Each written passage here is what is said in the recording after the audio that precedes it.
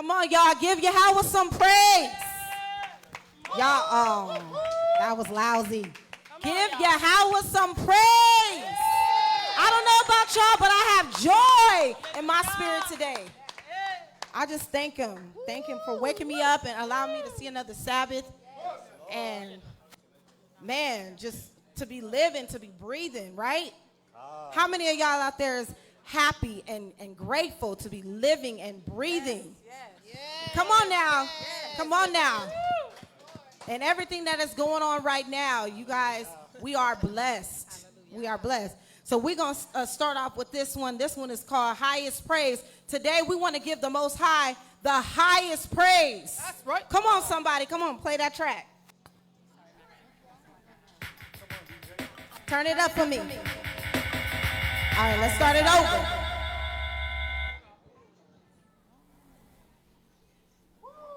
We're going to do that one more time, y'all. It's okay. We're going to get it right.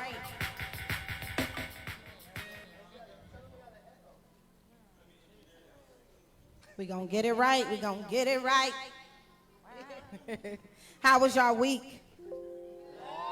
Had a blessed week. Made it. And now we're here on at the Sabbath, a day of rest.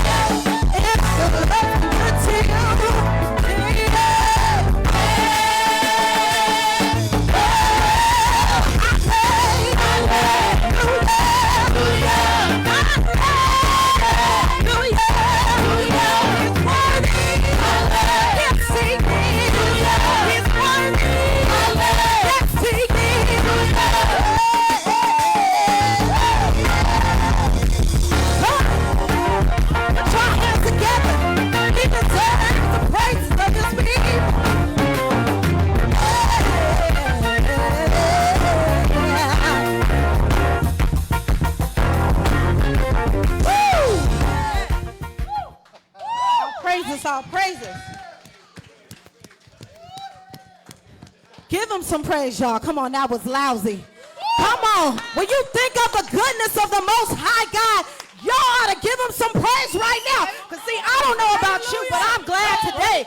I have joy, unspeakable joy in my spirit. And can't nobody take that away from me. You know what I'm saying? All right, let's do that next one and give y'all a little dance. That's right. Come on. Come on. Now, this one y'all know, so y'all can stand up and dance and sing along.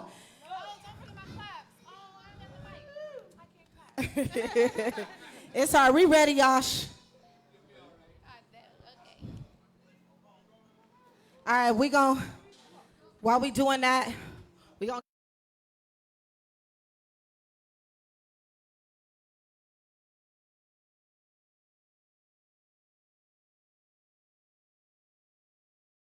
stand on y'all feet. I want to see the kids stand up and do your little crap. A spirit, gladness and peace. A spirit, so zealous in me. I feel it, it's taking over me. I'm willing to be all I can be. Yeah. Makes me wanna clap my hands, makes me wanna do my dance, makes me wanna shake my fringes, makes me wanna hug my kindred, makes me wanna keep these laws. Makes me want to testify. Makes me want to leave this world and wave goodbye. No trip and let your Holy Spirit run down. No cabin fill me up, I need your love now. No trip and let your Holy Spirit run down. No cabin fill me up, I need your love now. Makes me want to clap my hands. Makes me want to do my dance. Makes me wanna shake my fringes, makes me wanna hug my kindred, makes me wanna keep these laws, makes me wanna testify, makes me wanna leave this world and wave goodbye. A spirit of gladness and peace, a spirit so zealous in me. I feel it, it's taking over me. I'm willing. Makes me wanna clap my hands, makes me wanna do my dance, makes me wanna shake my fringes, makes me wanna hug my kindred, makes me wanna keep these laws, makes me wanna testify, makes me wanna leave this world and wave goodbye. No trip and let your Holy Spirit run down. No cabin fill me up, I need your love now. No trip and let your Holy Spirit run down. No cabin fill me up, I need your love now. Raise your hands to the sky. Come on, y'all. If you love the Most High, raise your hands to the sky. If you love Yahweh, say, raise your hands to the sky. If you love the Most High, raise your hands to the sky. If you love Yahweh, raise your hands to the sky. If you love the Most High, raise your hands to the sky. Raise your hands to the sky. Raise your hands to the sky. Raise your hands to the sky. Raise your hands to the sky. Raise your hands to the sky. Raise your hands to the sky. Wave goodbye. Makes me wanna clap my hands. Makes me wanna do my dance. Makes me wanna shake my fringes. Makes me wanna hug my kindred. Makes me wanna keep these laws. Makes me wanna testify. Makes me wanna leave this world and wave goodbye. Okay, sorry y'all. We're about to get on track right now. Say true nation, true nation. No. Say true nation, true nation. Come on. Hey, true. All right, now here we go. Say true nation, yeah. True nation, yeah. True nation, yeah. True nation, yeah. True nation, yeah. True nation, hey. True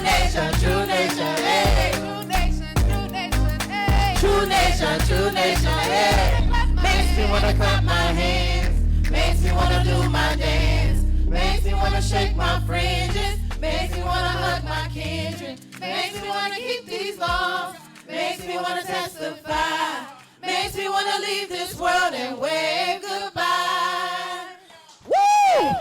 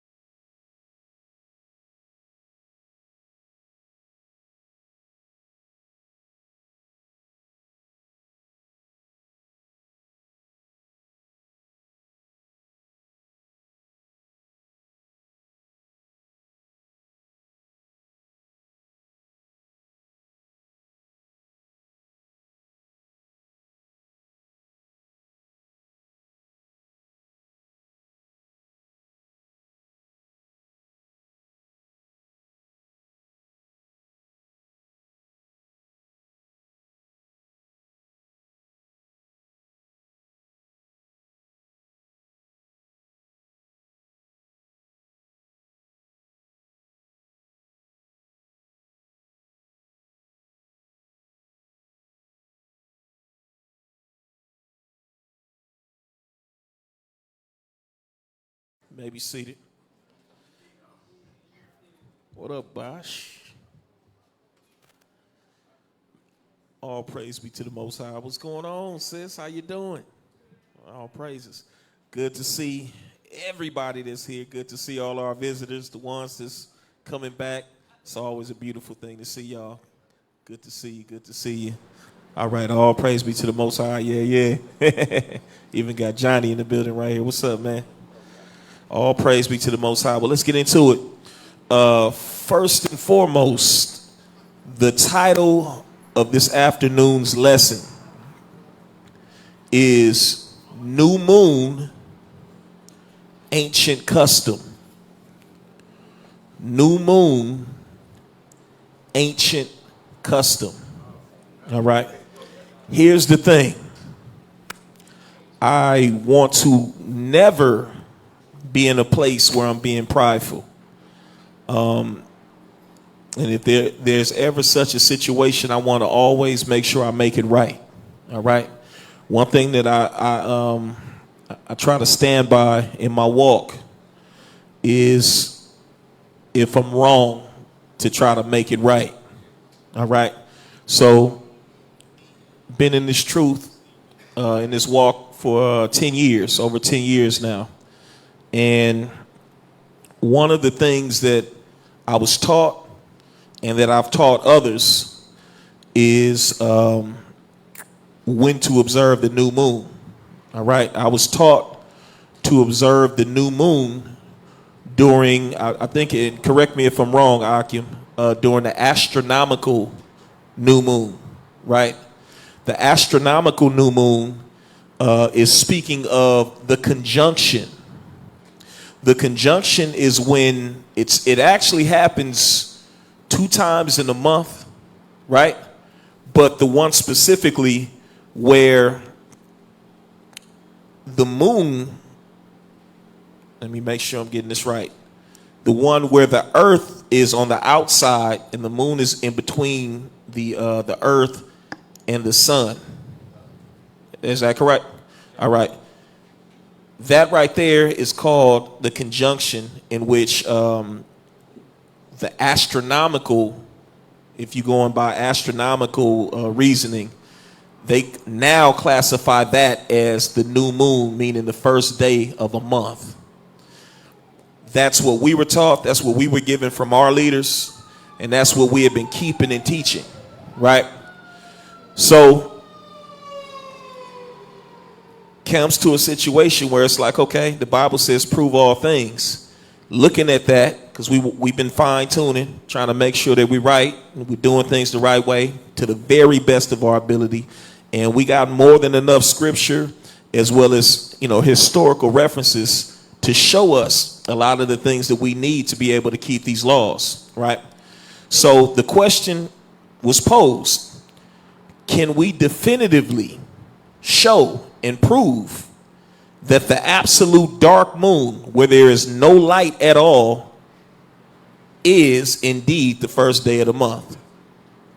And so this isn't something that I took upon myself and said, hey, I got a new revelation, this is what it is. I didn't do that. I didn't just keep it between the 3 of us. We took a number of our men, our astute men, who are,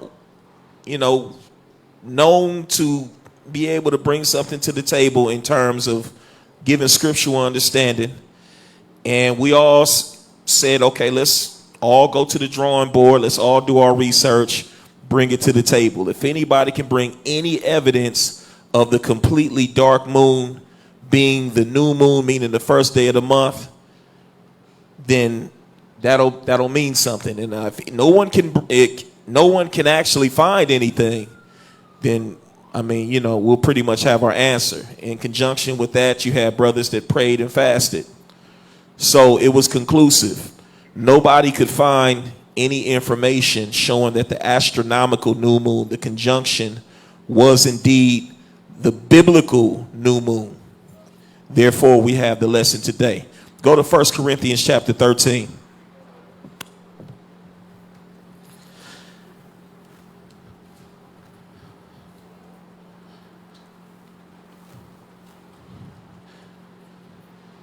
1 Corinthians chapter 13. I want 9 and 10.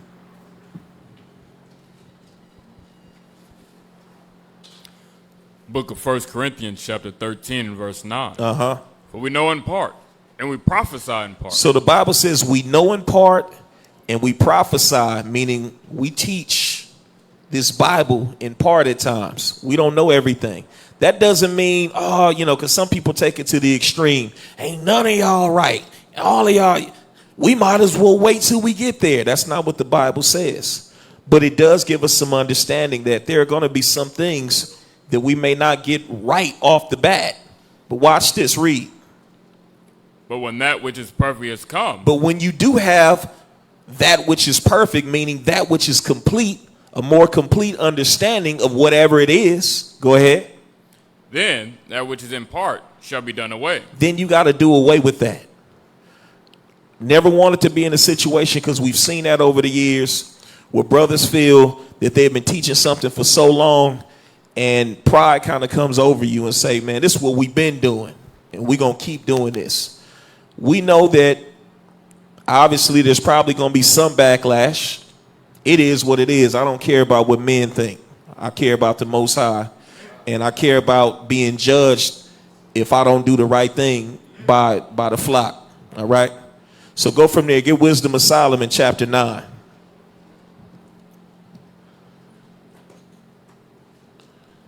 Wisdom of Solomon chapter 9, and let's read 13 through 16.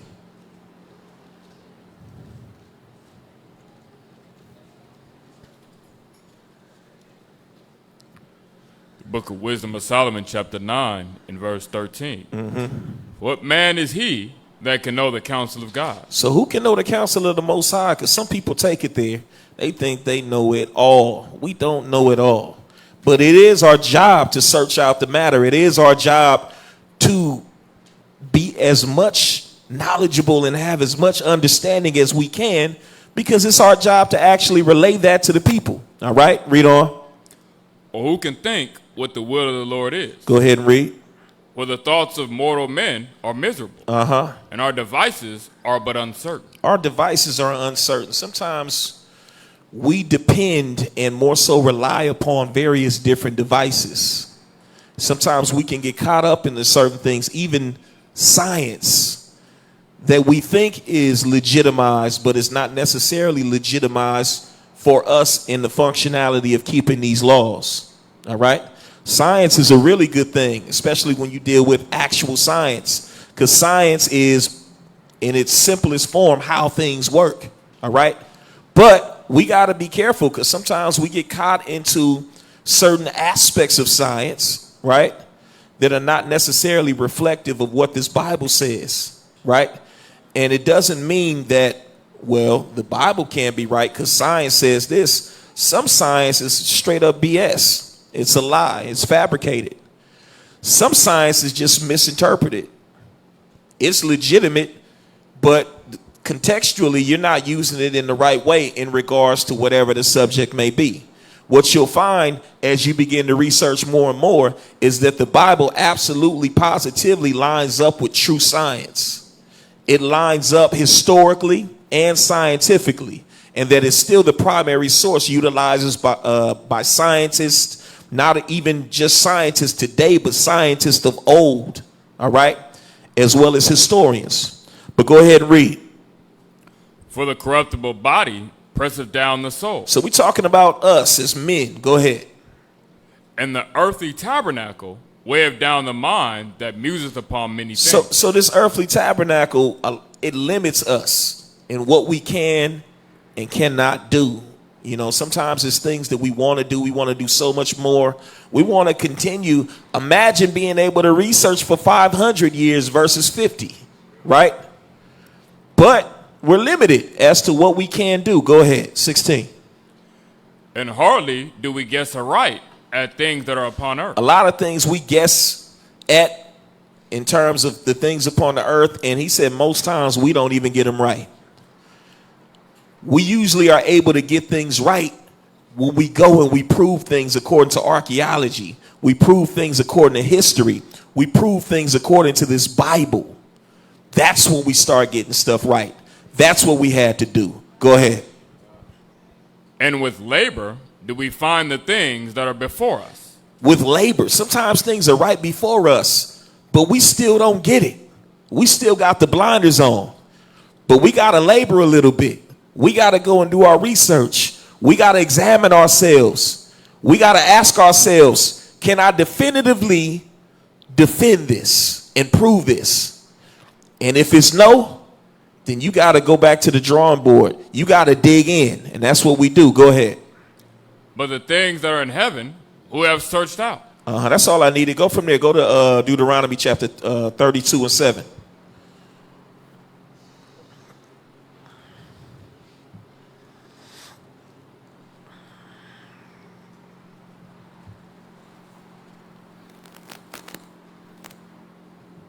Deuteronomy chapter 32, verse 7. Remember the days of old. Consider the years of many generations. And ask thy fathers, and he will show thee. See, the thing is, our fathers will show us. How can our fathers show us when they're dead? This is how they show us. Our fathers made sure that they wrote and preserved this as they were inspired by the Heavenly Father, by Yahweh, right? This is how our fathers speak to us, all right? Through this, through archaeology, through other forms of historical records and proof, right? We had to do that. Go ahead. Thy elders, and they will tell thee. That's all I needed. Get the PowerPoint out.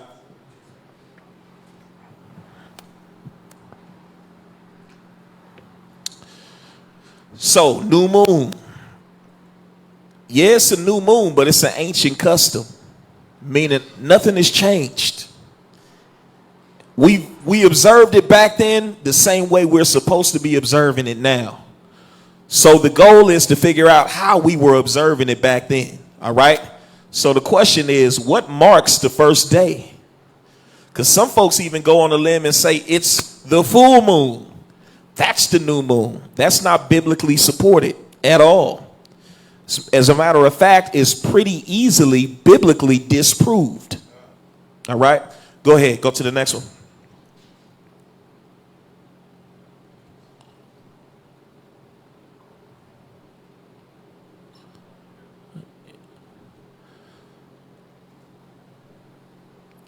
Oh yeah, there you go. So a lot of times folks be like, I got a revelation. You get a whole lot of Israelites to get a revelation. And that's all we got to tell them. It ain't that deep sometimes. So I'm not sitting up here talking about I got this divine revelation. What we did was we said, let's examine. This ain't right. I can't prove it. All right, well, we got to go with what we can prove. That's what this is. Go ahead. Here's the thing.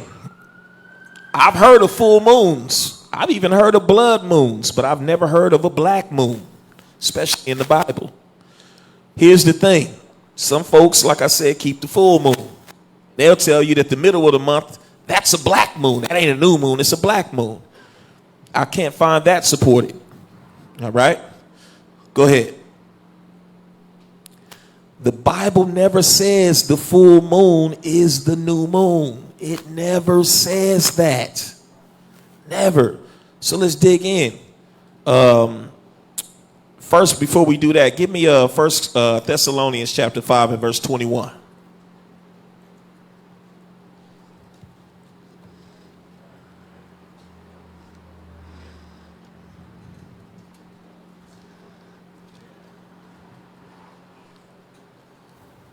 First Thessalonians chapter 5, verse 21. Prove all things. The Bible says prove some things. Prove all things. Prove all things. Prove it. If that's what you say it is, then prove it. What can you prove? Sounds simple, right? All right. Go to book of Ephesians. We're going to get straight to the point. You can leave it right there. We're going to get straight to the point. Go to 1 Corinthians chapter 1. 1 Corinthians chapter 1, and let's read 10 through 15. The book of 1 Corinthians chapter 1 and verse 10. Now I beseech you, brethren, by the name of our Lord, Mashiach Yahushua, that you all speak the same thing. That there be no divisions among you. He said that there be no divisions among you. As Israelites, we should not have all these divisions. Now, what does that look like? Because some folks will skew that, right? And they have an agenda behind that. It does not mean that we can't be here and someone else be there, right? Because one of the simple things we got to understand is it would be pretty difficult for you to be in the same place with your brothers and sisters that are in New York, or even the ones that are in Ghana. It would be difficult for you to travel and meet in the same place every Sabbath, every 7-day Sabbath, right? So it made sense in scriptures and let it be known that there were churches all over because they had to have somewhere where the people could get to, right? In addition to that, even sometimes within various different areas and cities, they still had multiple locations, right? But it was supposed to be a situation where everybody in Israel understood that it was one doctrine. It weren't all these various different doctrines that the whole nation were swallowed up by and scattered by. It was a little bit of that then, well, more than a little bit, but it's extreme now. We've been so disconnected from our culture and our heritage, our identity, and our Heavenly Father and our King, where we're super divided, right? But the point is for us, through Yahushua, to start coming together again. Through what? Through this word. Because there's no reason why all of us are reading this word and we're all getting totally different things. So, but we got to be able to do something very important. We got to be willing to submit ourselves to what this Bible says. All right. So that's why the Bible says that there should be no divisions among you. But what? But that ye be perfectly joined together in the same mind and in the same judgment. It didn't matter where Paul went, but he knew that he had to be joined together with his brethren, with Peter and the rest of them in the same mind and in the same judgment, no matter where it was that he was at. That's why Paul, I think it was the Corinthians, he told him, he said, I could judge the matter from where I'm at. He said, I ain't got to be there in person because we supposed to all be on one accord, same judgment. We all got the law, right? Go ahead. What hath been declared unto me of you, my brethren, by them which are the house of Cleo, that there are contentions among you. So I don't need to go into that because he goes into the fact, he says, look, you know, you got Yahushua, all of these different people that say that they believe this truth, believe the doctrine, but they divided, right? But he was making the point that we're all one. Go to Exodus chapter 31.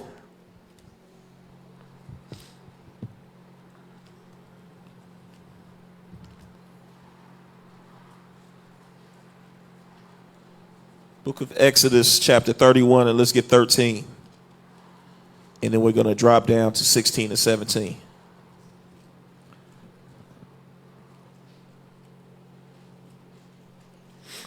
Exodus 31, verse 13. Yep. Speak thou also unto the children of Israel, saying, verily my Sabbaths ye shall keep. My Sabbaths, not Sabbath, but Sabbaths. He's letting you know not just the 7-day Sabbath, the weekly Sabbath, but I'm talking about also the other holy days. The other days where we're commanded to come together, to have holy convocations, which means holy assemblies. Go ahead. For it is a sign between me and you throughout your generations, that ye may know that I am the Lord. He said that it shall be a sign between me and you. This was the thing that you got to understand. One of the biggest things, because some people mitigate the feast days. It was of the utmost importance to the Most High that everybody was keeping the feast days at the appointed time together. it was understood within the nation at that time how important that was, and that the Most High would be displeased if all of us was keeping different days. It's just like you. If you want a celebration, right, or some type of feast or festivity, or you celebrating your birthday, right, and you would like to have certain people there just in celebration of the blessing that the Most High has bestowed upon you to see another year, right? Are you okay with 2 people coming this day, another person coming that day, somebody else coming a week later, right? No, you want everybody to come on one accord on one specific day, right? So that everybody could enjoy themselves and you can be recognized on that particular day. It's simple. I don't really need the other parts. Go back to the PowerPoint. So Hebrews should not be forbidden or shamed for wanting to look into Hebrew. Why am I saying that? Because some folks, some Israelites teach that you're doing the extras when you try to go and look up words and use certain tools. But it's hypocritical, because oftentimes you'll find that the same ones that say not to do it, they do it. They do it themselves. Now, none of us speak Hebrew, and some will even say that it's a dead language, but it's more to that. You know, it doesn't just stop there. Oh, it's a dead language. What are you doing trying to speak it? Who can speak it? It's going to be restored. I've heard all of that, and I get what you're trying to say. The one thing that we got to understand is Hebrew still survive. As a matter of fact, I've even seen some things, some definitive sources that have showed that even what we call the New Testament, not all of that was written in Greek originally, that there are at least 3 books that were written in the Hebrew. There were still those that spoke the language. Even over here, you have people speaking different dialects of Hebrew. Then you got the legacy that's been left within other languages, right? So it doesn't make sense when you need to get a better understanding to not, or to forsake some of the resources we have, like the Strongs. That's one of the more commonly known sources. It's not forbidden, neither should you feel like it's forbidden for you to use that resource. Go to the next one out. Especially since many opt to take on Hebrew names. How are you going to discourage somebody from looking into some Hebrew words, but you take on Hebrew names? If you name yourself Daniel or what, that's a Hebrew name. I'm not worried about the transliteration, but I'm speaking in terms of the fact that you took your government name that you've been called all your life and you did away with that to be called by a Hebrew name. That says something. All right? Go ahead. So let's go here. You can go if you want to, or you can just read it from here, because it's rather lengthy, but there's one specific part that I wanted to hone in on. All right, this is the book of Ecclesiastes, also known as the book of Sirach. This is what's known as the Prologue. All right. I'm going to read the highlighted part. It says, "Wherefore, let me entreat you to read it with favor and attention, and to pardon us, wherein we may seem to come short of some words, which we have labored to interpret." One of the things that you got to understand, that there's a lot of labor that goes into interpreting a language. To take one language, what it's saying, and then interpret it into another language. There are so many different things that you have to take into consideration to do so and be accurate. All right? We got certain things that we say that are slang, and it's another word I'm looking for. There are idioms, different things that make sense for those that speak that language. But the moment you try to translate that directly into another language, folks are going to be like, what the heck are you talking about? How many of you guys know that? If anybody knows a little bit of Espanol, you'll know that much, right? Correct. So imagine how many different languages has the Holy Bible been translated into? I know when we went to my brothers in Ghana, mind you, there are multiple languages spoken in Ghana, but amongst our particular brothers that were out there, many of them spoke Tree. Not all of them, but the main ones that we were dealing with, the leaders, spoke a language called Tree. They had the Bible translated in Tree. How many of you guys have ever heard of that language? A lot of you guys have never heard of the language, right? So imagine how many languages there are out there, and the Bible is translated in just about all of them. Imagine how much labor had to go into that. Somebody had to be inspired, right? So watch this. He says, for the same things uttered in Hebrew and translated into another tongue, which means another language, have not the same force in them. And not only these things, but the law itself and the prophets and the rest of the books have no small difference.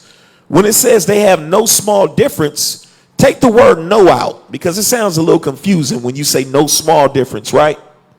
Take the word no out. And if it said have small differences, that means what? Barely any difference, right? So now it's got to be the opposite when we plug the word no back in there. So have no small differences would mean what?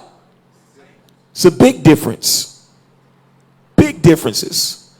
So for you to just allow me to just read this and say don't use any other resources, that's asinine. It's ridiculous. There's a lot of different doctrines that are out there outside of what we're talking about today that require for you to have those resources at your disposal. So it says when they are spoken in their own language. Go to the next one out. Proverbs 25:2.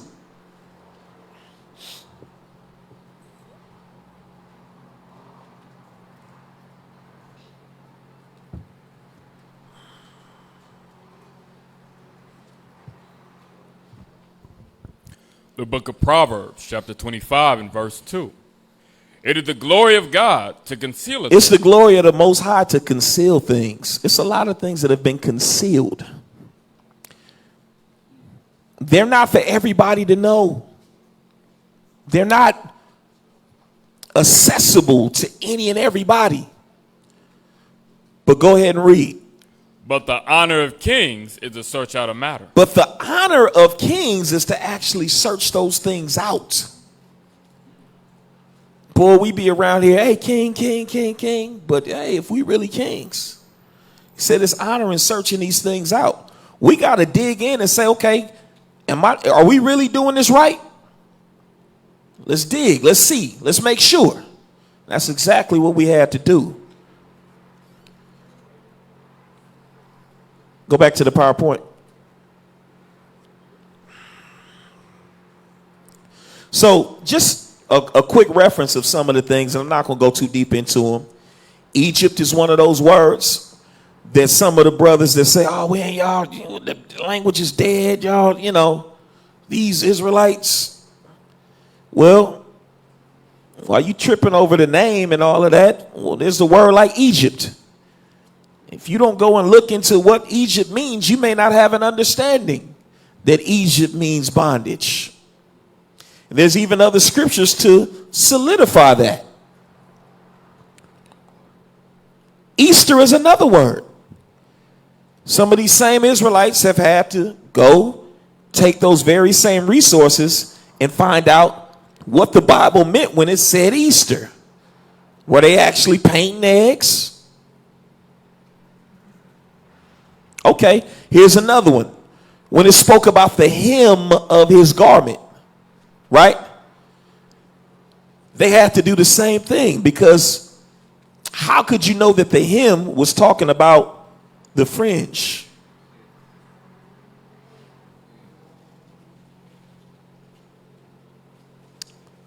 Go to the next slide. So here's the thing, the Passover. Go to Psalms chapter 81. Because we got to be able to also prove things scripturally. One thing I will assure you is that the full moon is not the new moon. They are not one and the same.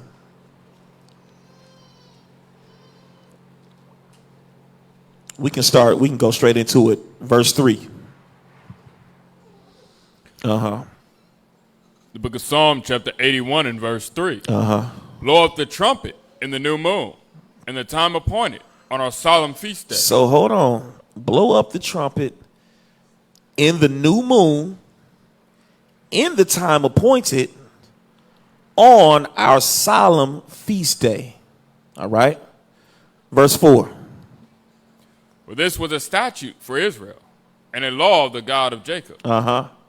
This he ordained in Joseph for a testimony. Go ahead. When he went out through the land of Egypt, where I heard a language that I understood not. Go ahead. I removed his shoulder from the burden.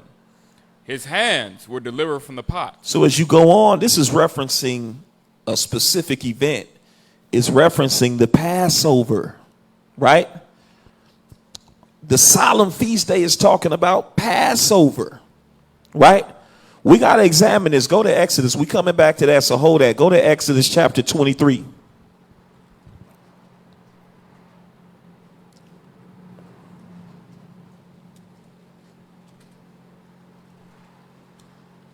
Exodus chapter 23 and verse 15.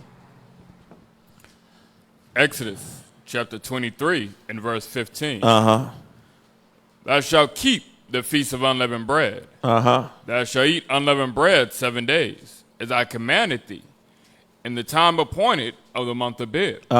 For in it thou camest out from Egypt, and none shall appear before me empty. So he said the time appointed. It's the same thing that was referenced in chapter 81 of Psalms, right? The time appointed. He said that was talking about the month of Abib. It's talking about unleavened bread, right? The first day being Passover. And he even referenced Egypt, right? Let's go to, real quick. Go to the next slide. Right here it says, blow up the trumpet in the new moon. In the new moon. Go to the next slide. Moon. The word moon literally means month. It's interchangeable. So that can read, blow up the trumpet in the new moon, or it can also read, blow up the trumpet in the new month. The new month. New month. That changes things a little bit. Go ahead. Go to the next one.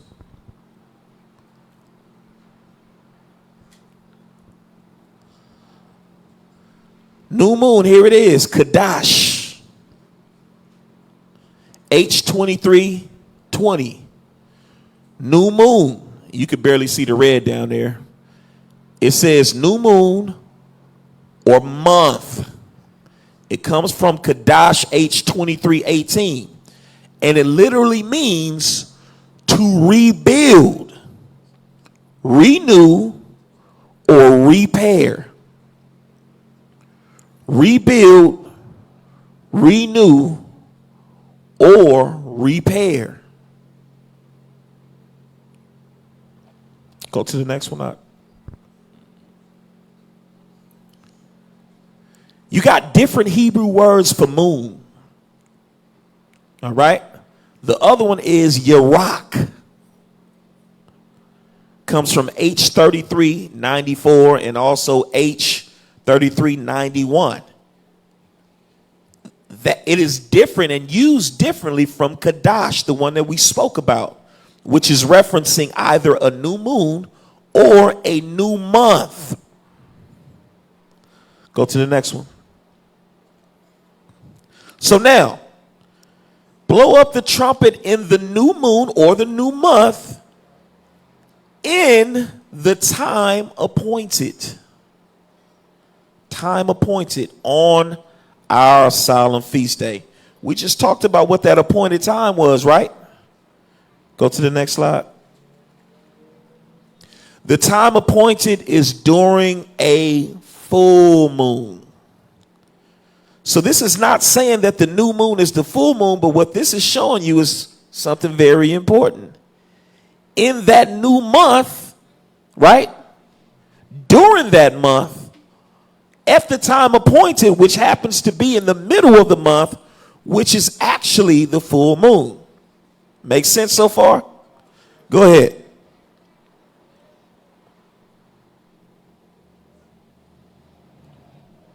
Appointed, Kasa, H3677. That's the word for full moon. From Kasa H3680. And it means the opposite. It doesn't mean to rebuild or renew. It means to plump. So it can't be both moons. But what this is telling you is talking about the new month in the middle of the month, which is the 15th day or the 14th day at even, which is what? Passover, and the first day of unleavened bread. Go ahead. So now, Ecclesiastes or Sirach, chapter 39 and 12. Let's read that real quick. You can read it from there. Sirach chapter 39, verse 12. Yet have I more to say, which I have thought upon, for I am filled as the moon at the full. Not the moon. I'm filled as the moon at the new. Because the new moon takes precedence over the full moon. We see the new moon being referenced as a holy day all throughout the Bible. So why didn't it take that opportunity to give us some clarity and say, I'm filled as the moon at the new? Why? Because that was never the case. Doesn't make sense. Why use filled and full? Why not use filled as the new moon at the new? Simple question.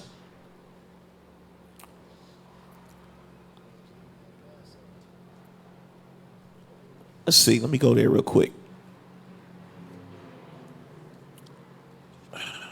I'm about to look at something real quick. Go to the next slide. So, could this be referencing a specific day? Because then when you look at the word feast, you got two different words that are commonly used for feast. You got Kag, H2282, and you also have Moed, which is H41 and 50. Right? So even the bootleg Jews understand that this is a Kag. It's not your average feast, or it's not because you can have a Moed, you can have a feast, you can have a birthday feast, you can have a party. But when it speaks of these Kags, they're specifically talking about certain holy days, certain holy feasts, right?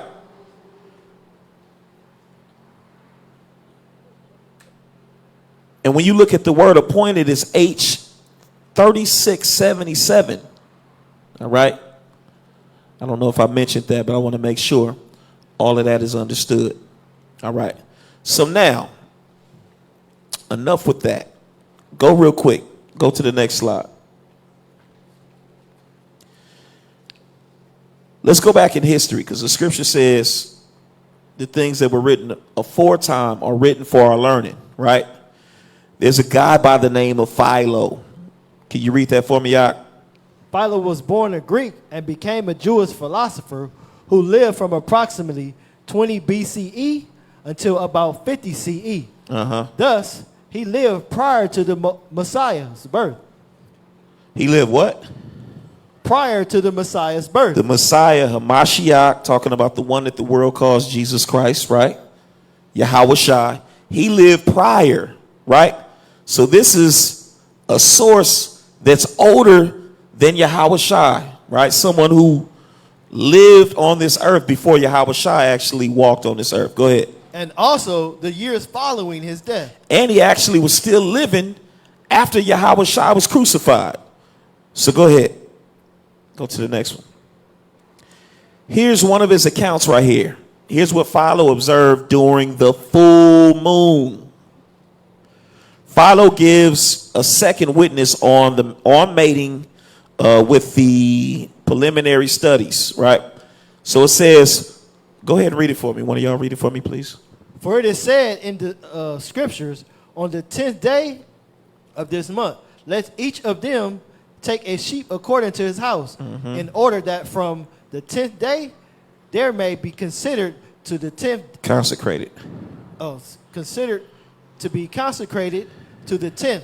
That is to Elohim. That's Elohim. Yeah. Go ahead. The sacrifice which have been preserved in the soul, which is illuminated in two portions of the three, until it is entirely changed in every part. So now this is referencing what we read in scripture.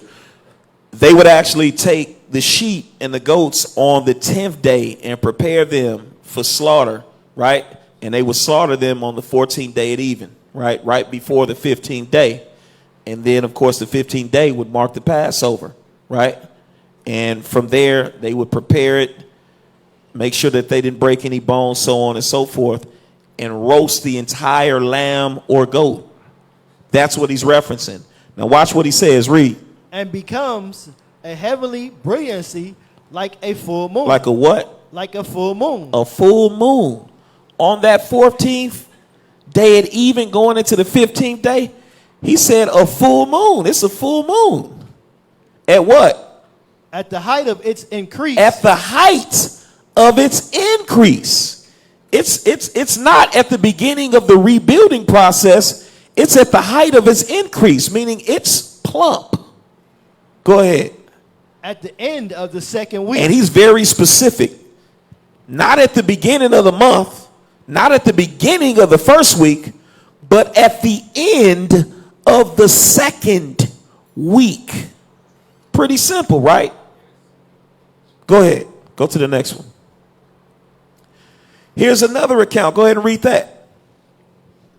Philo's second account, in special laws, Philo writes, there is one principle of reason by which the moon waxes and wanes in equal intervals, both at its increase and diminishes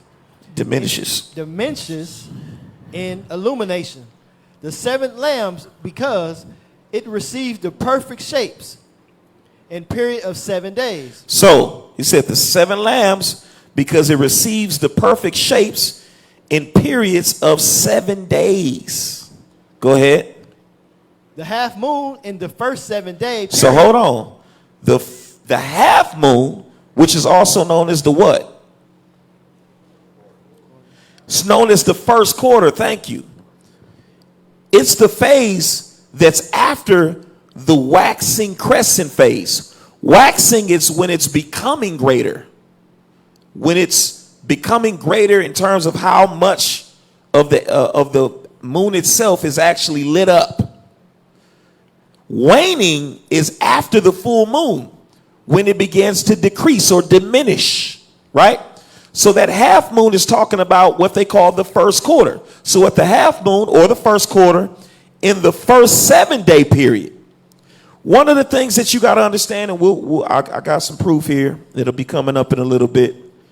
It was known historically that typically on the 7th day, you had this particular phase, which was the first, keep that up, which was the half moon, or also known today as the first quarter. Go ahead and read. The half moon in the first 7-day period after its conjunction. After what? After its conjunction. After its conjunction with what? With the sun. Its conjunction with the sun. You know what the conjunction is, right? What we spoke about earlier. The conjunction is when the sun, right, the moon and earth are perfectly aligned. That's what they now call the astronomical new moon. But is that what we observed as a people? Because during that time, more often than not, you can't see anything in the sky. Would that make sense? Which I'll show you in a minute in scripture. If we were actually in past times, our forefathers went out to observe and watch, and at the first sight, they would tell the nation that it was a new moon. What could they tell the nation if they couldn't see anything? Right? Go ahead and read. Full moon in a second. Full moon in a second. That makes sense. It said at the end of 2 weeks, right? Right? It's crazy because we also got to be careful because we didn't know any better. We was doing what somebody had taught us. But when you start when it's completely dark, instead of the 7th, you usually get around the 8th day when you have what's called the half moon or the first quarter. Well, that's a little bit off. That's a day off. Then when it came to the full moon, you usually have the full moon actually fall on the 16th day. Which that's not typically right because it should be more so like the 15th day. We were shifted a little bit. But if we move over one, then we'll get the 7th and the 15th, which makes sense and lines up historically. Go ahead. And when it makes its return again, the first is to half moon. Then it ceases at its conjunction so with it the goes sun. back into what's called the last quarter, right? And then it ceases as its conjunction with the sun. At the very end, there's nothing left. It doesn't make sense for it to be completely void of any light at the very beginning. When you got a plant, when you first see the plant begin to surface is when that's new life. It's made it to the surface. Prior to it making to the surface, it's just like a baby. Yeah, you know a baby is in there, it's been conceived, is growing. But when does the birth happen? The birth is marked at the beginning. It's when that baby actually comes out of the womb. That makes sense, right? Go to the next one out. Go ahead and read that for me. Philo writes, the first matter to be considered is that of the festivals. Now there are 10 festivals in number, as the law sets them down. The first is that which anyone will perhaps be astonished to hear called a festival. This festival is every day. The second festival is the 7th day, which the Hebrews in their native language call the Sabbath. Now watch this. The third is that which comes after the conjunction. Comes what? After the conjunction. Not during the conjunction, but after the conjunction. After the time when there's completely darkness, when everything's aligned. Go ahead. Which happens on the day of the new moon in each month. Simple. It is not the conjunction itself, but it is what? After the conjunction. Go to the next one. Go ahead and read that too. Philo continues. Following the order which we have adopted, we proceed to speak of the third festival, that of the new moon. First of all, because it is the beginning of the month. In the beginning, whether of number or of time, is honorable. Secondly, because this time, there is nothing in the whole heaven destitute of light. Hold on. That doesn't make sense. There is nothing in the whole earth, whole heaven destitute of light. Then it couldn't be completely dark because that would be destitute of light, right? Go ahead. Thirdly, because at that period, the more powerful and important body gives a portion of necessary assistance to the less important and weaker body. So what's the weaker body of the two? If you got the sun and the moon, which one is the weaker one?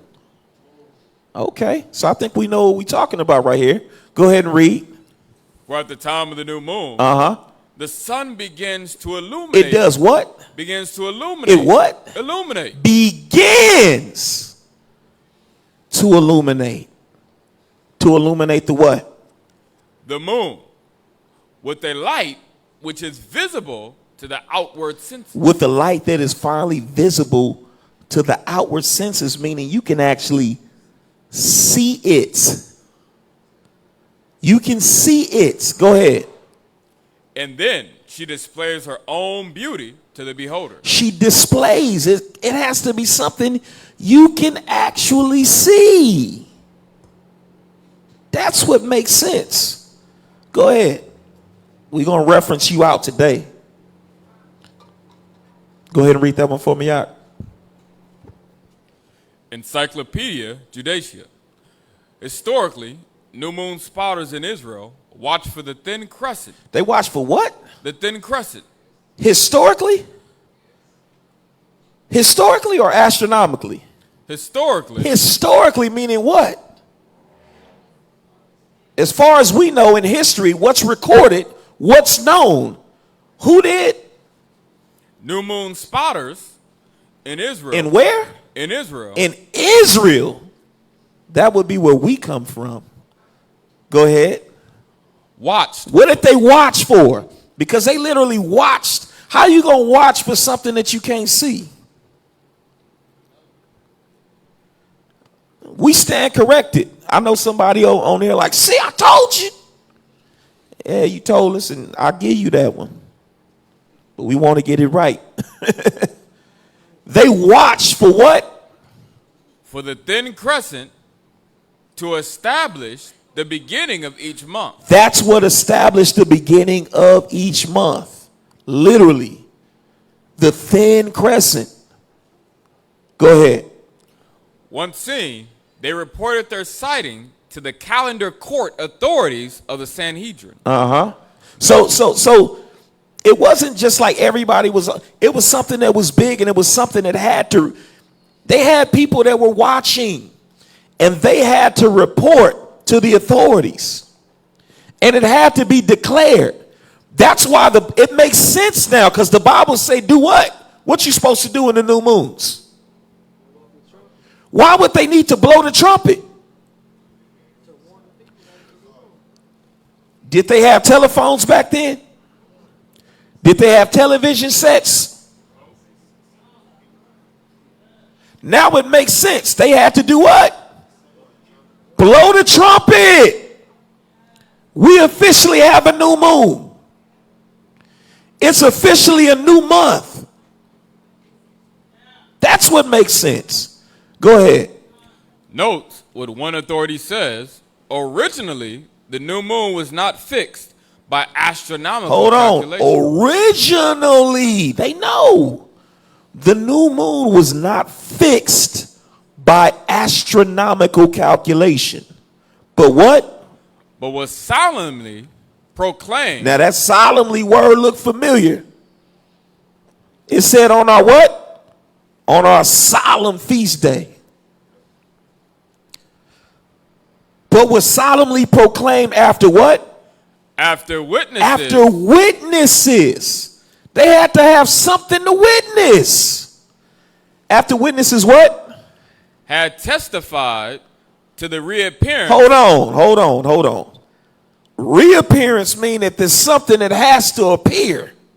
How you gonna get a reappearance if it ain't nothing there to see? If it's completely black?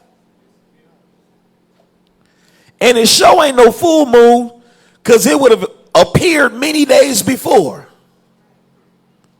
It ain't gonna be, oh, there go a new moon. It just reappeared. It don't work like that. It don't work like that. Testify to the reappearance of what? Of the crescent of the moon. The crescent of the moon. Go ahead, go to the next one. Go ahead and read that. Other sources. The switchover from watching for the first visible crescent to calculating conjunctions to determine the month's beginning came from the Heli second. So hold on. The switchover, meaning what? At some point, somebody changed something. The switchover from watching the first visible crescent to calculating conjunctions to determine the month's beginning came with Hillel II's calendar revisions. Go ahead. In the 4th century CE. Go ahead. By the middle of the 4th century, the sages had established a permanent calendar, and the public proclamation of the new moon was discontinued. See, here's the thing. It doesn't say that he's the one responsible for telling folks that the completely dark moon is the first day. But what it's telling you is giving you a little bit of history. It got to a point because of the diaspora, the scattering of our people, where it became more pertinent for them to try to make sure that they could calculate when the new moon would occur so that they can noise it abroad and the people could all be on one accord in keeping the new moon together and the feast days together, because it was that important for Israel to be on one accord. That's why. So it wasn't that he changed it, but it was a switch over from making sure that they had somebody physically out there watching to them trying to do something similar to what we got now, which is the Gregorian calendar, fixed time, or the watch and the clocks that you look at. That's called fixed time. That's not actual time. That's fixed time. For what? For our convenience. But watch this. Go ahead. Going by the calculated lunar conjunction contradicts the command in Deuteronomy. Hold on. Is some scripture on this? What did it say? Observe the month. Observe the month. Let's go there real quick so you know I ain't pulling your leg.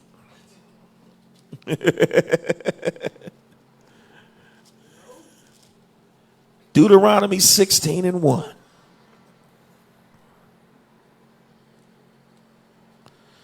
Go ahead and read that.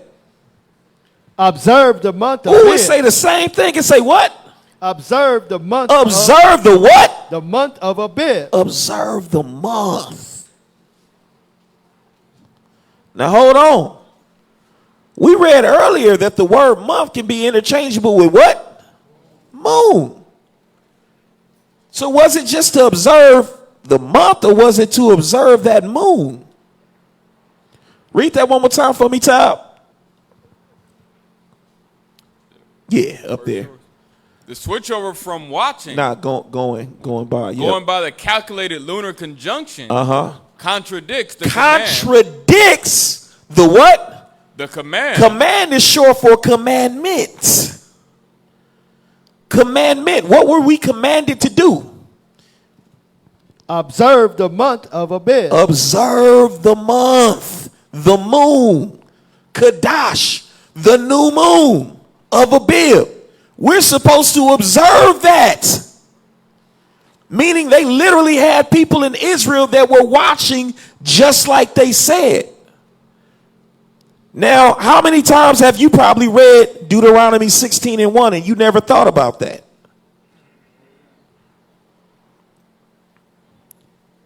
That's why it's good, all praise be to the Most High, to have teachers and sources. Because you need all that you can get to make sure you understand this and we doing this the right way. Who got time to be playing with their salvation?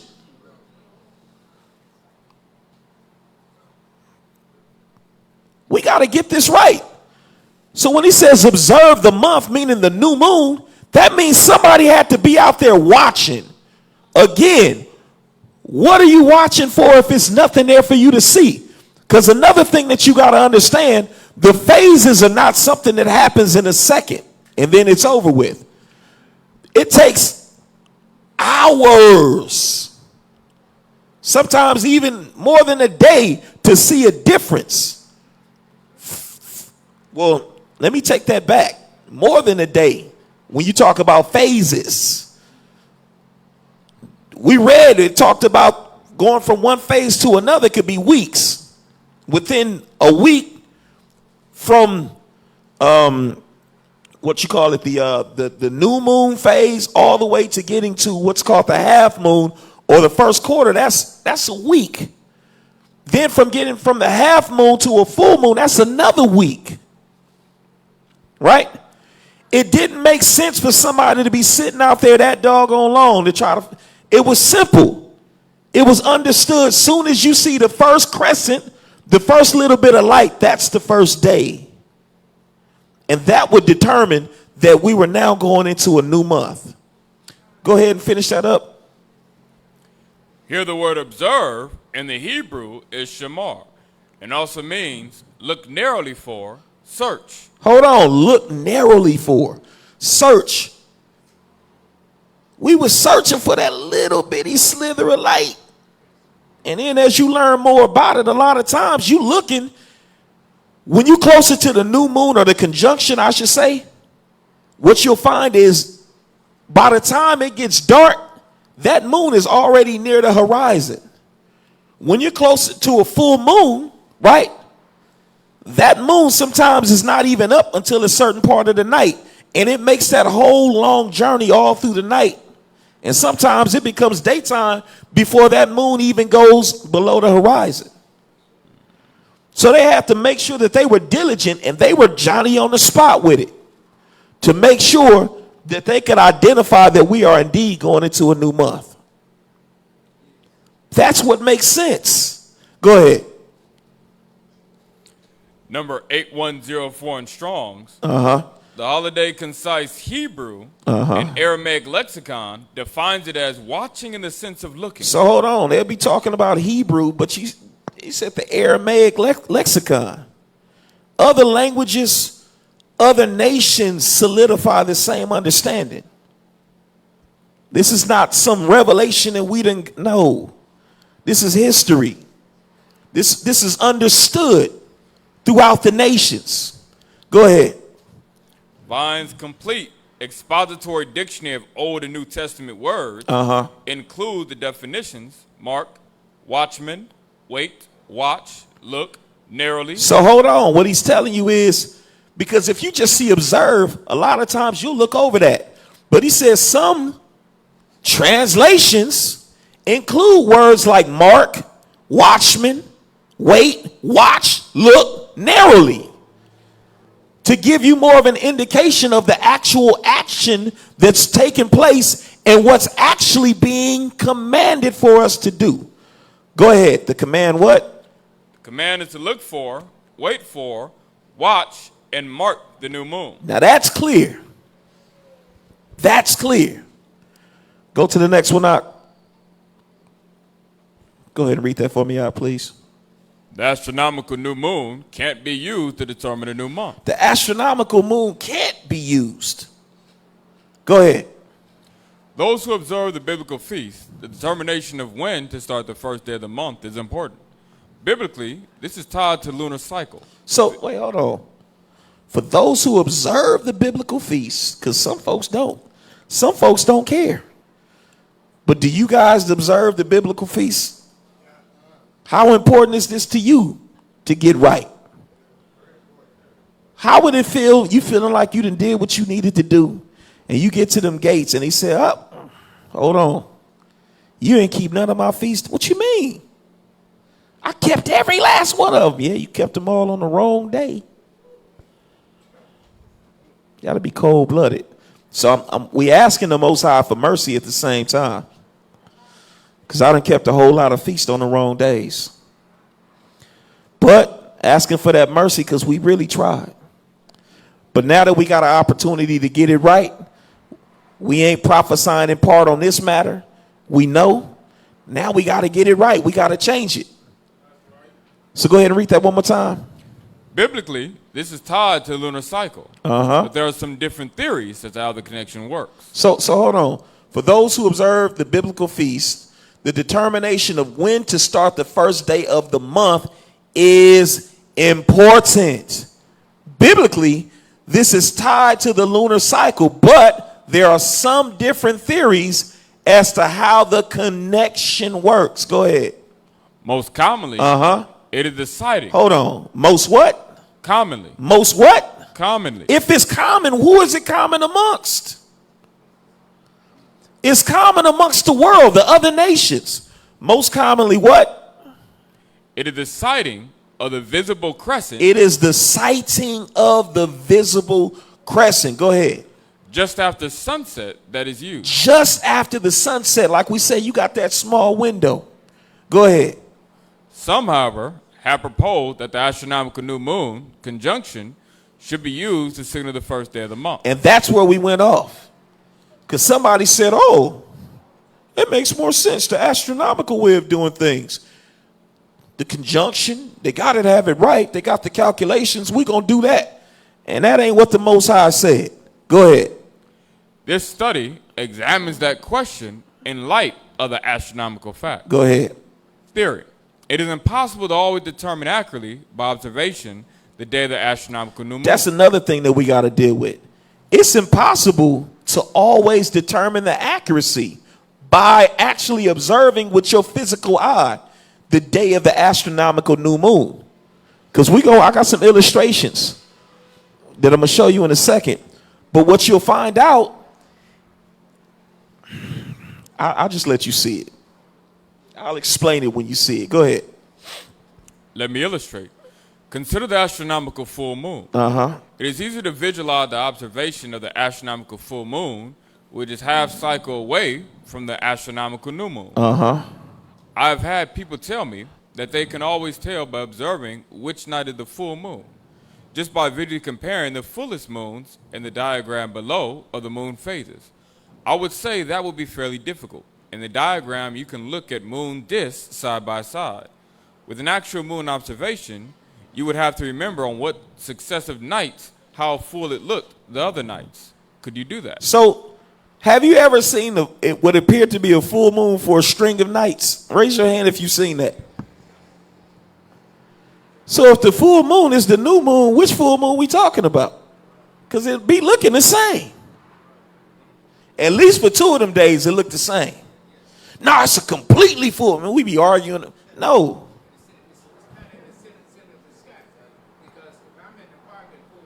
Mm-hmm. Mm-hmm. And coming from the east, it's waning when the end of the month is coming. You just can't see a sliver, and the next day you can't see any of it. So the thing with that full moon, you got at least more than one day, but you at least have 2 days where it looks like it's full, right? Right, absolutely. Right. Now, do you ever? Yeah. So watch this. I'm gonna show you something. Go to the next slide. All right. So now, on this, just according to what we can visually see, the 25th would be the astronomical new moon. Right. That's the conjunction. Right? Now, here's the thing. Let's see if at its pinnacle, because we would look for perfection, right? At its pinnacle, at the absolute conjunction, the moment of conjunction, can we even see it? Can we even look in the direction of the new moon? Because according to what we now know, it should be the 26th when we first see that first sliver.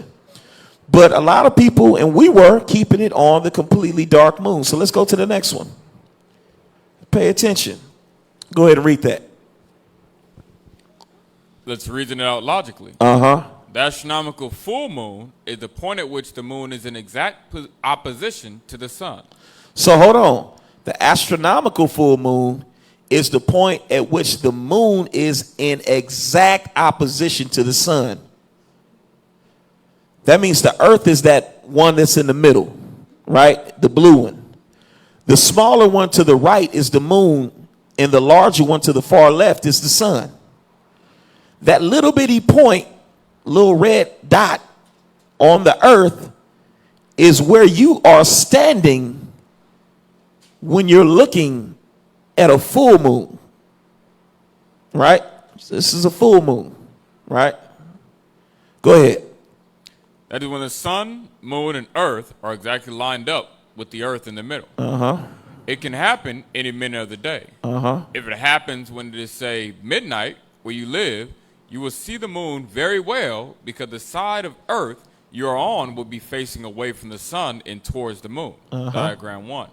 And the moon will be at its highest point in the sky. So it says at the bottom, observing the moon at midnight and at the point of opposition, you would see the moon at its fullest. But go ahead, go to the next one. Go ahead and read that. Now let's say that the moment of opposition happens at noon your time. Uh-huh. You will not see the full moon at that point because you're on the side of the earth away from the moon. So you might be on the other side of the earth at the moment when they all align, and you wouldn't be able to see the full moon. Go ahead. Now go ahead and read that. If you're observing the moon at midnight each night and went out the night before and the night after the point of astronomical full moon, you would, of course, miss the moment when the moon is fullest. See that? If you were observing the moon at midnight each night and went out the night before and the night after the point of astronomical full moon, you would, of course, miss the moment when the moon is fullest. Go ahead. It will be fullest at noon your time, but then you would be facing the sun with the moon on the other side of the earth. That's if you were on the other side of the earth, because it's different throughout the year for different people living in different places. Go ahead. However, on those two midnight observations, the moon would appear equal in terms of percent illumination. Percent of the moon's disk that is reflecting the sun's light, because it will be equal distances from the point of opposition. So now you're probably thinking, okay, so what's the big deal? What is he getting? What point is he getting at? What he's saying is both of those nights, the moon would appear to be the exact same thing. So if you're trying to wait for the pinnacle of the full moon at that point, it would be to no avail because it's dead center. And both days would appear to be the exact same thing. Does that make sense? So which one would you observe? If that was to mark the new month. Too much guesswork, right? To be honest, it was similar, which we'll go into when we was keeping the dark moon. It was similar. Because it's not always just dark or seemingly dark only for one portion of one day. You may have portions of another day in addition to that day when it was completely dark. And then you're trying to figure out, okay, well, which one do we keep? Does more of the darkness fall on this day or that day? When the Most High said, I made it simple. All you got to do is when you see that first slither of light, that's when you observe it. Now, I got two of my brothers right here who have been watchers, if you will, for True Nation. Yatab, Ashnapash. Tell all praises. Yeah, give it up, give it up, give it up. With the way we were observing it. Tell me, did it really make as much sense as now what we understand it to be? Huh? It was more complicated then? More complicated. You got something? Go ahead. You want me to read it? Go ahead. Determination of new moon. Regarding the knowledge of the beginning of the month and the mode in which it is computed and used, the Jews are divided into two sects, one of which are the Rabbinites. They derive the beginning of the month by means of calculation from the mean motions of the two luminaries, sun and moon. No regard being had as to whether new moon is visible already or not. So, now we going into doctrines. The Rabbinites, the rabbis. Go ahead. For it was their object to have a conventional time that was to begin from the conjunction of sun and moon. So that was a doctrine of man. That wasn't what the Most High ordained it to be. Go ahead.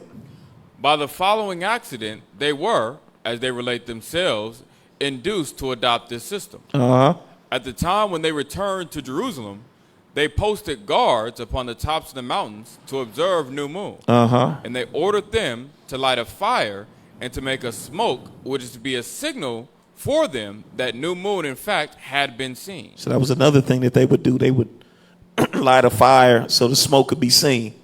These things make sense.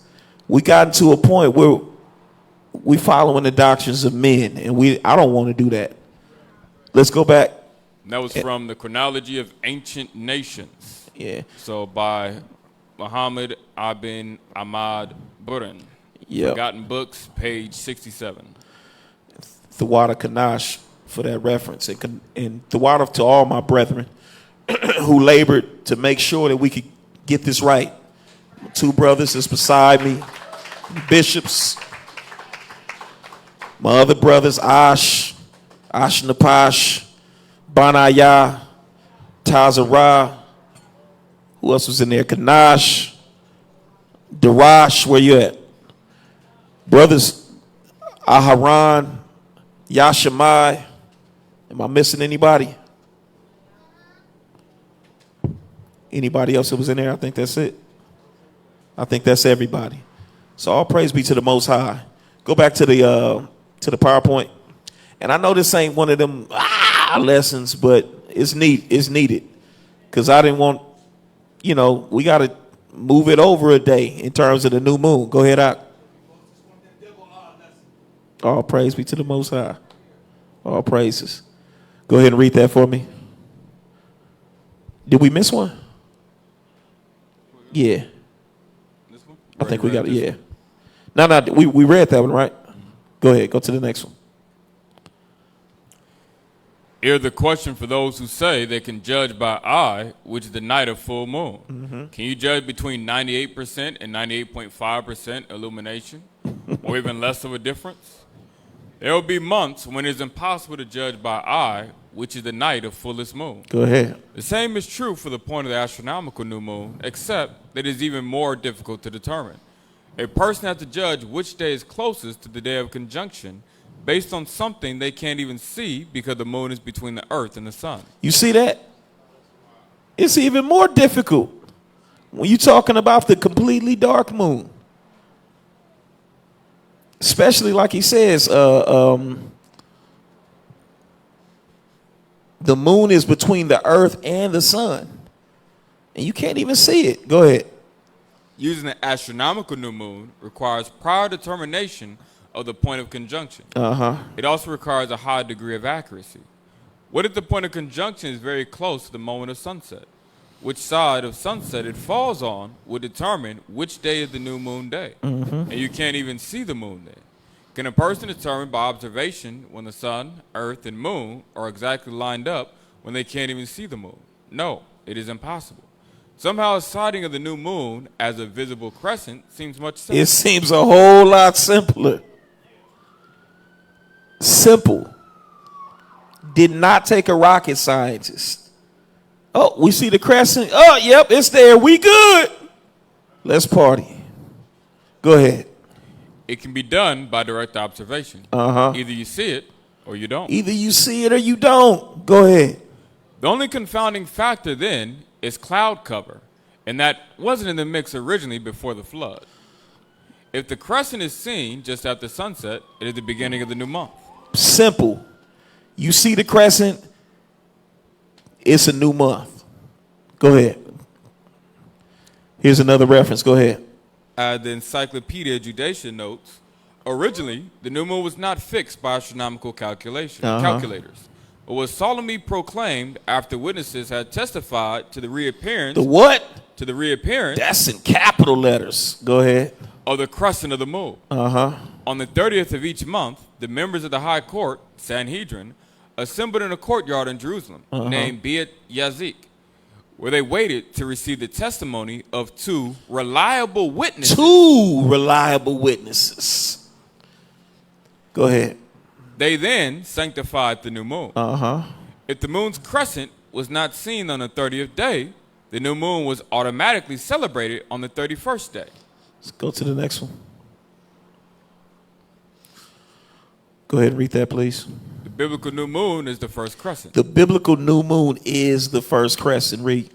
If the Jews were keeping the feast days at the correct time, then they were also keeping the new moons at the right time. And how were they determining the new moons in Yeshua's day? Notice, during the period of the Sanhedrin, a committee of the Sanhedrin met to evaluate reports of sightings of the lunar crescent. Calendars by I.E. Dodgett. Each lunar month began with the new moon sanctification by recognition of the Sanhedrin. Policy dictated that two witnesses in two different locations in or near Jerusalem. And they would be even more specific. In or near Jerusalem. Go ahead. Must, and the other big reason for that is because it's going to be different by your location. So that's how to make sure they were in or near that particular area. Must testify to citing the new moon crescent. A vote by the Sanhedrin was then required to officially reckon a new month beginning. So they were serious. You know, we kind of be like, it could be, it could not be. We kept it anyway. It's all to the good, though. Most High said, you better not play. I'm serious about these feast days. He said, you better make sure you got somebody to physically see it, to see it, a sighting, and declare it. Then they said they even voted on it and made sure that they sent it out. It's official. It was serious business, especially that first one, because it's going to determine whether or not you going to keep the whole year on or off. Go ahead. The Sanhedrin originally determined the new moon by actually observing the first faint crescent or young moon in the western sky. You see that? By actually observing it, not by just looking at the apps. So guess what we got to do? We're going to watch. We're going to use some technology, but we ain't going to depend on the technology solely. And the thing was, when you go back, our forefathers, they calculated for times when it was like storms and things of that nature. But anytime that they were able to see it, they were out there making sure that somebody could see it. Another reason why they would be not only in Jerusalem, but also near Jerusalem, outside of Jerusalem, because it's just like being here and being in San Bernardino. The weather here is not always the same as the weather in San Bernardino. It could be cloudy here, but not necessarily cloudy in San Bernardino. It might be a storm going on here where I can't see it, but somebody in San Bernardino can tell me what it do. So now that makes sense as we got brothers that are outside on the outskirts or in different states for them to be able to be like, hey, we official. Indeed. Off top. But go ahead. And we can get straight to the point, man, because I know we've been reading a lot. New moon. The actual phase is usually a very thin crescent. How many resources do y'all need? How many references do y'all need? Y'all got enough? Go ahead. The original meaning of the term new moon, which is still sometimes used in non-astronomical contexts, is the first visible crescent It's of the moon. over and over and over. This is even Wikipedia. Go ahead. After conjunction with the sun. After conjunction. Go ahead.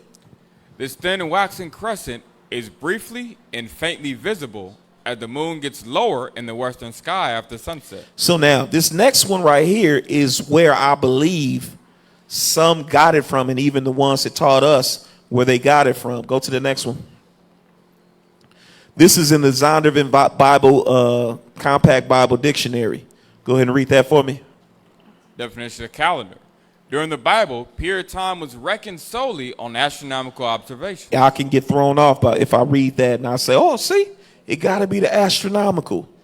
And if I don't delve in and really do my research, I can get thrown off by that. But when it says astronomical right here, that doesn't mean the astronomical new moon. It's just speaking in terms of astronomy. That makes sense? Go to the next one. Chinese Buddhist Encyclopedia. Go ahead. In the whole thing, yeah, on this one. In astronomy. So this is what it was talking about when we referenced the Compact Bible Dictionary. Not the astronomical new moon, but in astronomy, read. New moon is the first phase of the moon. When it lies closest to the sun in the sky as seen from the earth. More precisely, it is the instant when the moon and the sun have the same ecliptical longitude. The moon is not normally visible at this time except when it is seen in silhouette during a solar eclipse. Now watch this, read. The new moon in its original meaning. In its what? In its original meaning. Go ahead. Of first crescent marks the beginning of the month in lunar calendars such as the Muslim calendar. So now is it just us? The Muslims, they know it. They do the same thing. What else? And in lunisolar calendars, to the Hebrew calendar. Whose calendar? Hebrew calendar. Our calendar. Not the bootleg Jews. It belongs to us. And who else? Hindu calendar. Even the Hindus. The East Indians. Their calendars. And who else? And Buddhist calendar. And even Moab. They all know. But watch this, read. But in the Chinese calendar, But in that old Chinese calendar, read. the beginning of the month is marked by the dark moon. See, that's what people get thrown off. Why are you following the Chinese man? Go ahead and read. Although the new moon is typically depicted as a black circle, its actual phase is a very thin crescent. Because the moon does not pass directly in front of the sun except during an eclipse. Simple. So simple. Go to the next one. I don't even know if I even need to go into Ecclesiastes chapter 43, but I will if you need me to. So off top, man, nothing is created in perfection. Everything goes through the same cycle. You got the moment when you're conceived and you can see that little bitty baby coming out. You see that little bitty, like a bib. A bib means green ear. That little bitty ear of corn or plant popping up. It's the same thing over and over. Then we hit a peak. We hit our prime. We hit a place when we're ripe. And then unfortunately at some point we begin to diminish. Decline. That's what everything does. Go to the next one. This is a month at a glance. You see that little bitty faint crescent, and then in the middle of that process, it becomes full. By the time the end is near, you get that little bitty faint. Then it's completely dark. Same thing when you die. What happens? And you close your eyes. That spirit leave. It's gone. Ain't nothing there. That's what makes sense. Go ahead, Doc. Well, you see how the crescent, the first crescent Come. is on the right side, Come. and the last crescent is on the left side. Uh-huh. Yeah, he's referencing to our left as we look at it. That would be the beginning. So when you actually look at the moon itself, the light literally begins on the right-hand side. Sometimes it will appear to be underneath. But for the most part, it's on the right-hand side, and it'll begin to do what we call wax till it becomes full. Then it will wane from the exact same side. It's crazy because a lot of languages, you know, today that we know of, these new languages, we go from left to right. But back when, we read from right to left. In our original tongue, we read and we wrote from right to left. Go ahead, Doc. Even when I'm writing at home, for some reason, for some years now, I've always felt more comfortable reading from right to left. Wow. And I still do, but I don't do it because they say it's dyslexic. It's what's in your DNA. What Esau says is different. You know? Yep. Just like the Chinese say it's different, Yep. but we say the same thing. Yeah. Yeah, we have to say the same thing. Absolutely. Because see, man, I mean, honestly, so, man, it's to a point now, King, where just like this sign right here, like you said, it starts off in the crescents, and then it goes and it dies out. Mm-hmm. So is Babylon at this point. Absolutely. It started out, and everything is in a recession. Yep. I can see it. And It's at on this- the decline. And you know what's really strange, man? I got home the other day, and I was thinking, King, I was saying, you know, it's something happening with our people. And I know one thing that's happening, but it's two other things involved with that one thing, and it makes it like a cocktail. We are under, not us, but our people are under some type of spell, man. You know, and I can see it, King. Yep. And it's like I realize that strongholds are positive and negative. Because you can be in the stronghold of the Father and you're safe. And you can be in the stronghold of the carnal and you have an issue. But the problem is that most of us that are in the stronghold of the carnal don't see the issue. Because it goes back to, okay, solid. So this is concrete. Well, it's plaster, actually. Yeah. There's probably a pole inside of this that's a shoring pole. And this is called a bearing wall. Yep. So Wood this beam. cannot be taken out because it would make the whole ceiling weak. Like I said, I did about 30 years in construction. God. So I know this. But for somebody to come in here and say, you know what? That side separates the females from the males. It's not true.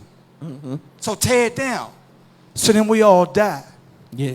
You see, King, I'm to a point now, man, where, sir, honestly, where it's just like, I don't know, like the grafted can be grafted out and can be grafted in. Well, not necessarily the grafted, but the remnant can be grafted in at any time. So I try to have peace with all my people, but I can see the frustration and the negativity that's in them just for the sake of they don't know who they are. You know? So you get to the point of like you have to use a sermon to say, okay, listen, I'm not even speaking to you no more. Because I tried so many times and I see that you have a vibe with you. So by me continuously being with you, there's a darkness with you. Yeah. So they might misunderstand it. Even I might misunderstand it. But the older I get and the more wiser I get, it's like I'm leaving you alone. Yeah. You know? But I'm going to stop, King. I'm just rambling. But, you know, For sure. All praise be to the Most High. But yeah, man, even with this, that's why it's so important. We got to do our due diligence. It's not, you know, it's life and death right now. And that's one of the biggest reasons why we got to make sure we delve into this word. We got to do like our forefathers did. We got to say, hold on. We thought we was doing this right. We ain't been doing this right. We got to fix this. Yeah. And some folks is going to listen. Some folks ain't on yet, but they going to come on board. And some folks ain't. But, you know, Most High said 1/3. 1/3. Go back real quick. So just like we were talking about, you can go to the next one. You got all of these things that look the same, right? You see that same cycle, don't you? See that same cycle. And you even see the same cycle in seasons. Spring, also known as primavera, the first, that's when things begin to be born and grow. Right? They hit their peak towards the end of summer. Then there's a decline. That's literally why they call autumn fall. Things begin to fall. And then they die in the winter at the end until they're reborn. It's crazy because in the dead of winter, with all of that snow, what you don't understand is things happening, things in the work. It's more than enough water there. And by the time that next phase comes in spring, the ground has been prepared for new life. Yes, sir. Yeah. We wouldn't call it reincarnation, but I'll talk to you more about it. I wouldn't call it reincarnation, but that's scriptural. Like even when it talks about us as man, this is not our only time living here. Just because this is only our experience that we know in this particular body, but the Bible says that we've been here before. Just like John the Baptist. He didn't know, but Yahweh Shai, he told the disciples, he said that that's Elijah. So, yeah, absolutely. Go to the next one. It says, besides the spiritual realm, name one creation that doesn't go through this cycle.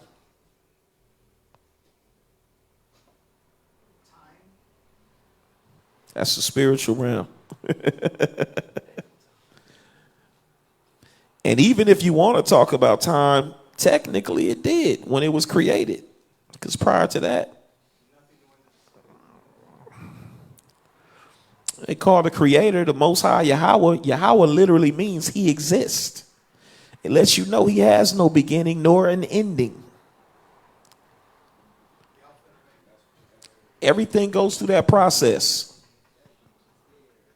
Go to the next one. we're getting ready to end it. This is language and interpretation in Syriac text of Ben Surah. Go ahead. So we're gonna try to breeze through here. So this is the everybody go to Ecclesiastes in your Apocrypha.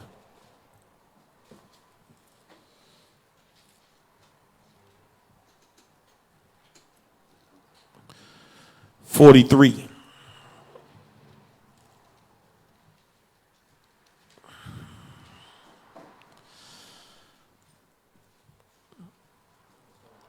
Now we ain't started at 1. We can just get straight to it. Start at 6. We can start at 6. All right. Sirach, chapter 43, verse 5. 6. He made the moon also to serve in her seasons for a declaration of time. For a declaration of times. Go ahead.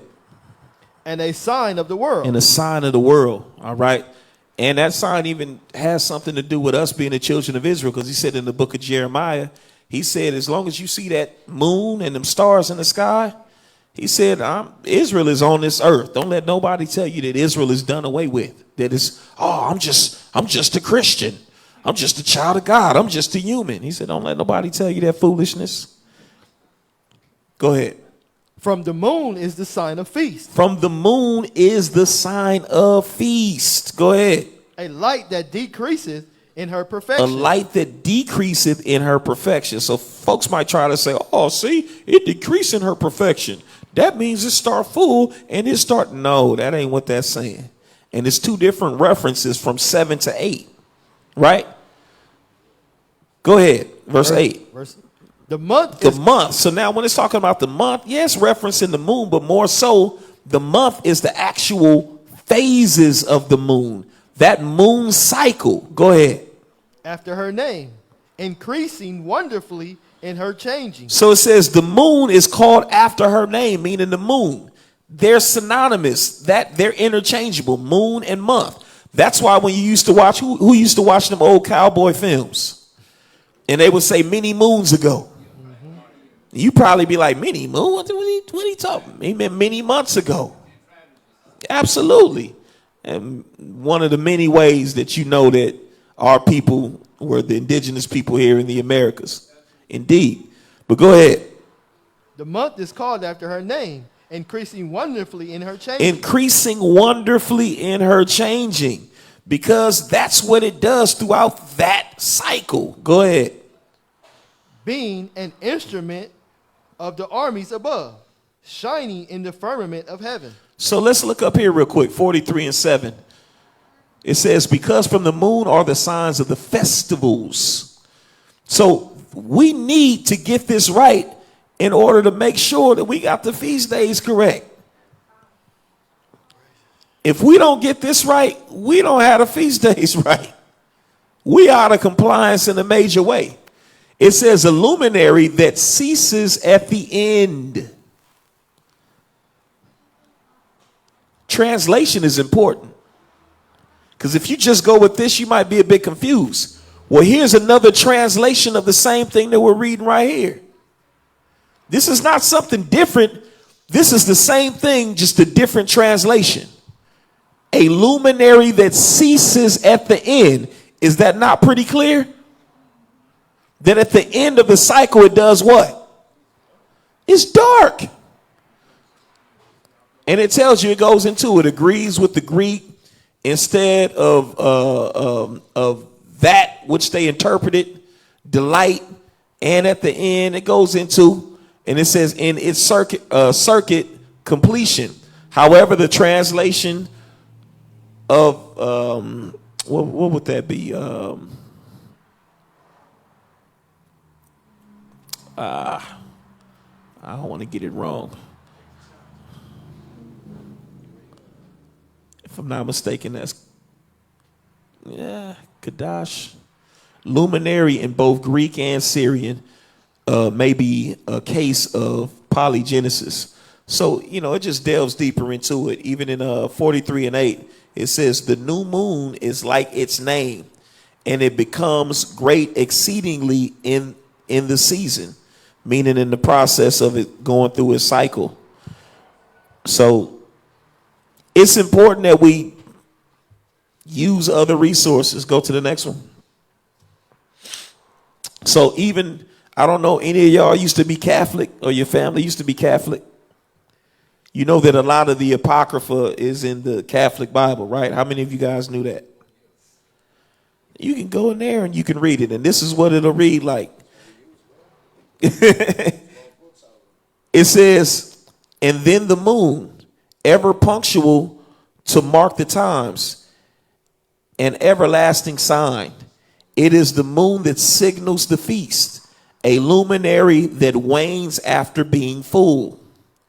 The moon derives its name from hers. She waxes wonderfully in her phases. Banner of the host of high, on high, shining in the vault of heaven.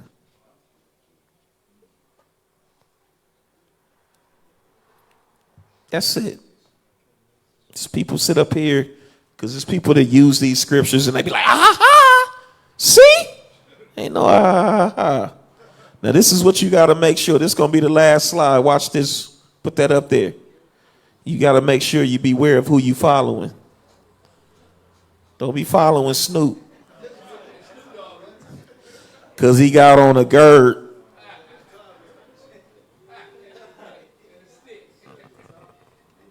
Don't be following anybody. Look who in the background. It's concubines. Don't just be following anybody. We got to make sure we get this right. And all praises be to the Most High.